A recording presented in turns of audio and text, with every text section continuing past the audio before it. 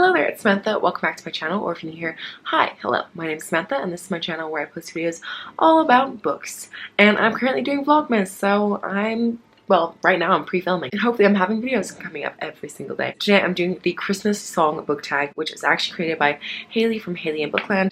And I actually did this tag many years ago. I think probably it was around the time that my first Christmas on BookTube. I think it was during my first ever Vlogmas in 2014. I'm not going to link it below because I don't like watching those videos because I was so young and so just embarrassing, and it makes me cringe to death.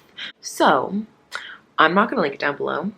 But yeah, I have already done this tag, but I'm going to do it again. To answer the questions, I'm only going to use books that I have read this year. So some of them, like, you might think it's not the most imaginative answer ever, but it's because I only wanted to use books that I've read this year. So the first question is for You're a Mean One, Mr. Grinch, obviously from The Grinch. And that question is, name a villainous character you couldn't help but love.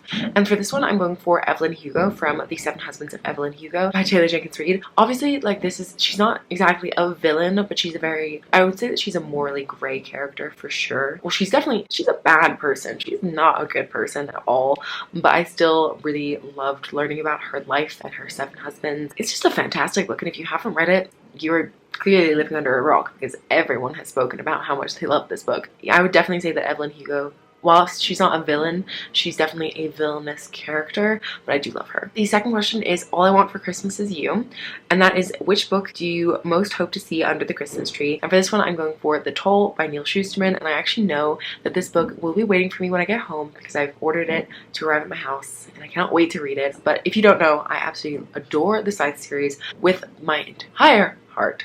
I love it so much. I'm planning on rereading the first two books before I read the conclusion, so I'm very excited to do that when I get home. The next question is Rudolph the Red-Nosed Reindeer. Name a character that overcomes major obstacles and learns to believe in themselves. So the only character that I could think of to fit this question from the books that I read this year was Harry Potter, which is such a generic answer, but I think definitely, like, Harry, when he first goes to Hogwarts, he doesn't even know that he's a wizard, and he's not a very good wizard in the beginning, not gonna lie. I definitely think, like, in the beginning he's like, oh, I'm like this chosen one or whatever, and it's not gonna happen, but then obviously he overcomes his obstacles, and yeah, he believes in himself eventually. The next question is Santa Claus is Coming to Town, and there are two parts to this question, and the first one is, which character do you think would be on the top of the naughty list? And the second one is, which character do you think would be at the top of the nice list? And so for the naughty list, I put actually a duo, and that is Ty and Kit from the Dark Artifices trilogy. I think that both of them, they're just so mischievous, and I feel like they're always doing things that they shouldn't be doing, so I definitely think that they would be at the top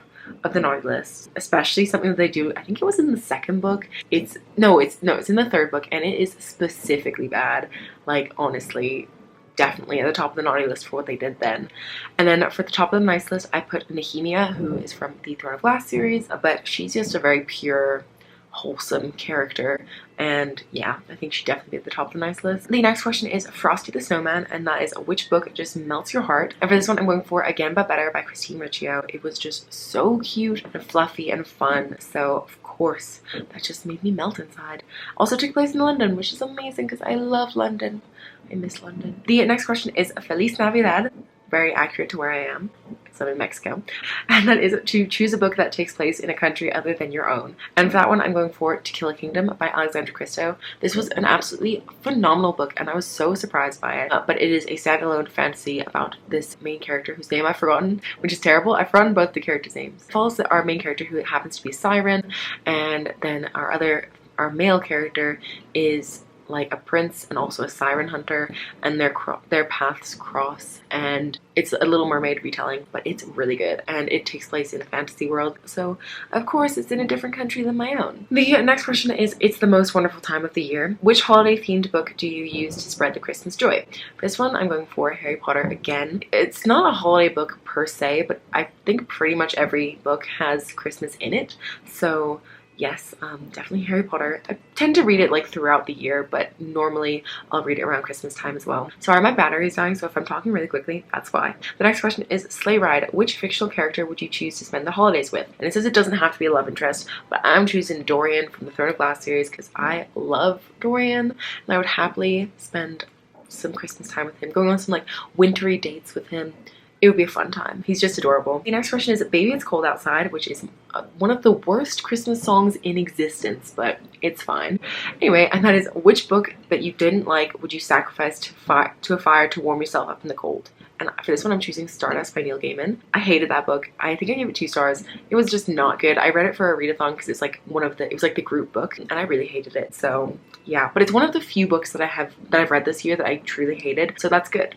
That I've only read a couple that I don't like, but I would definitely sacrifice Stardust, which is a shame because it's a small book, so like it wouldn't keep me warm for long, but it's going in the fire. And the last question is, do you hear what I hear? Which book do you think everyone should read? And for this one, I'm going for one which I never hear people talking about this, which shocks me because it is such a good book and it's such a well-known author, but that's Truth Witch by Susan Dennard. I read this book in July, I think. Sorry, I've had to switch over to my phone because my camera has died, unfortunately, so this quality is not good, and I apologize. But I was just saying that I definitely think that everyone should read Truth Witch because it was such a good book. It's so fun. It definitely has a slow start, but then once you get past the slow start, it's so good. So yeah, I would definitely recommend Truth Witch to absolutely everyone because it was phenomenal. So those were all of the questions, and that's all that I have for today's video. So thank you so much for watching. I hope you liked it, and if you did, please give it a thumbs up. If you're new here, feel free to subscribe down below. And as I said, I'm doing Vlogmas, so you'll see me tomorrow with another video. But if you'd like to answer any of these questions down below, feel free to do so. I would love to hear your answers, but I'm gonna go because I need to charge my camera. But I'll see you later. Bye!